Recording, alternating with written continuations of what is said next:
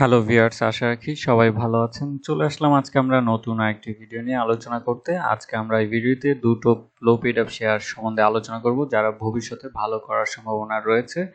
তো আশা করি আপনারা ধৈর্য সহকারে পুরো ভিডিওটি আমাদের সাথেই থাকবেন এবং একটি কথা না বললেই নয়, শেয়ার বাজার ঝুঁকিপূর্ণ জায়গা, তাই জেনে বুঝে বিনিয়োগ করার চেষ্টা করুন এবং এখানে কোনো ধরনের বাই সেল নির্দেশনা দেওয়া হচ্ছে না। চলুন আমরা প্রথম যে শেয়ারটি দেখব সেটি হচ্ছে কোহিনূর কেমিক্যাল বাংলাদেশ লিমিটেড। এটি মূলত হচ্ছে কেমিক্যালের বিজনেস এবং তাদের একটি লো পেইড আপ শেয়ার। তাদের সর্বমোট 3 কোটির মতন শেয়ার রয়েছে এবং যার মধ্যে হচ্ছে যে পাবলিকের হাতে রয়েছে 1,10,00,000 মতন। এই কোম্পানিটির যদি আমরা সেকেন্ড কোয়ার্টার ইপিএস দেখি, সেখানে দেখা যাবে যে গত বছরের তুলনায় এবছরে তাদের সেকেন্ড কোয়ার্টার ইপিএস বেশ ভালো বৃদ্ধি পেয়েছে, কিন্তু তাদের ক্যাশ ফ্লোটা বেশ নেগেটিভ দেখা যাচ্ছে।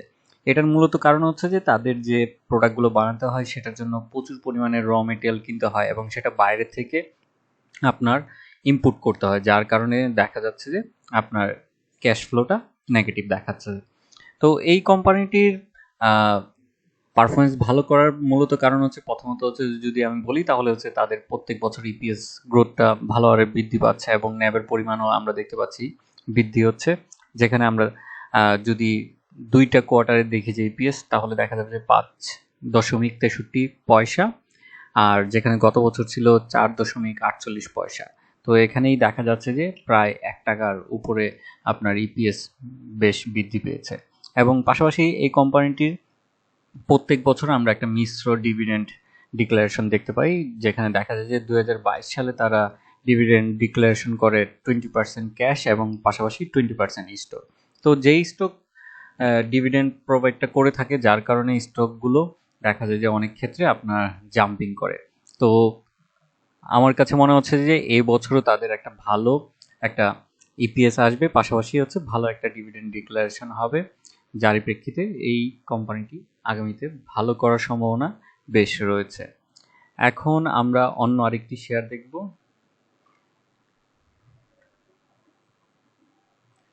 সেটি হচ্ছে যে আমাদের সবারই পরিচিত একটি শেয়ার,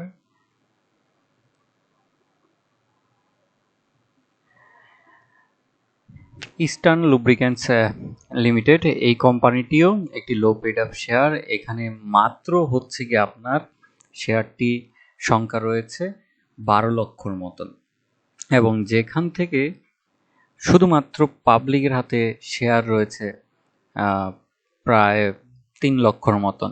এবং এই কোম্পানিটির যদি আমরা দেখি যে সেকেন্ড কোয়ার্টারে ইপিএস প্রচুর পরিমাণে জাম্পিং হয়েছে, যেখানে আমরা দেখতে পাচ্ছি যে 6 টাকা 26 পয়সা, যেখানে গত বছর ছিল 1 টাকা 22 পয়সা।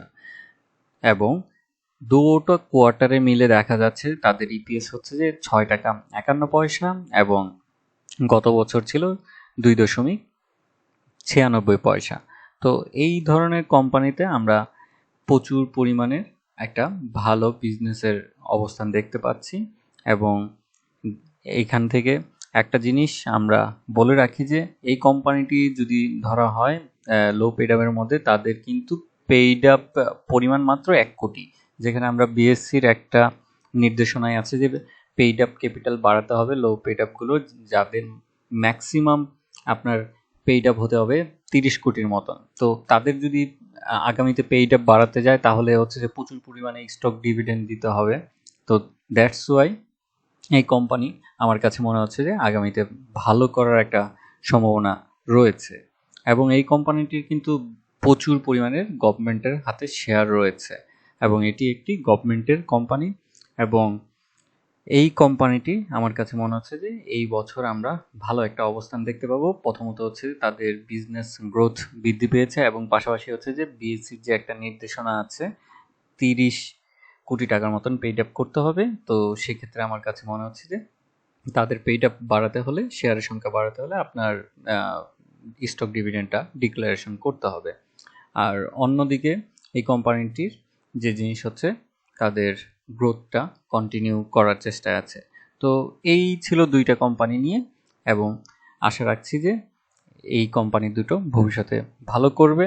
এবং আরেকটা জিনিস আমি বলে রাখার চেষ্টা করছি যে এটা আমার টোটালি নিজস্ব ব্যক্তিগত মতামত। এখান থেকে যে 100% আপনার ইনফ্লুয়েন্স হয়ে যে এই শেয়ারগুলোতে ইনভেস্টমেন্ট করবেন এমন না, কারণ শেয়ারে ইনভেস্টমেন্ট করার আগে অবশ্যই নিজের থেকে সবকিছু যাচাই বাছাই করে নেওয়া উচিত।